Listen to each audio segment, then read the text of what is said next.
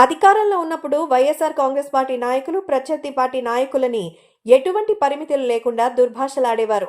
సార్వత్రిక ఎన్నికలలో వైసీపీకి అవమానకరమైన ఓటమి చెందడం ద్వారా ప్రజలు వారిని మూల్యం చెల్లించేలా చేశారు. క్రమంగా వైసీపీ నాయకులు తమ తప్పులను గుర్తించడం, అంగీకరించడం ప్రారంభించారు.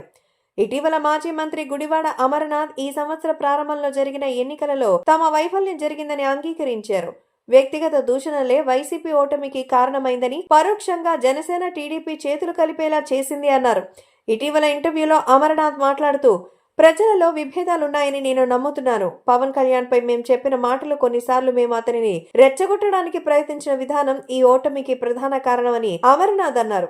పవన్ కళ్యాణ్ గురించి మాట్లాడొద్దని చాలా మంది శ్రేయోభిలాషులు తనకు చెప్పారని అమరనాథ్ వెల్లడించారు. కొంతమంది నా తల్లికి కూడా ఫోన్ చేసి అతని గురించి మాట్లాడొద్దని చెప్పమని అడిగారు. అలా అమరనాథ్ అన్నారు. ప్రజల నుంచి కూడా తనకి ఇలాంటి అభిప్రాయాలు వచ్చాయని అమరనాథ్ తెలియజేశారు.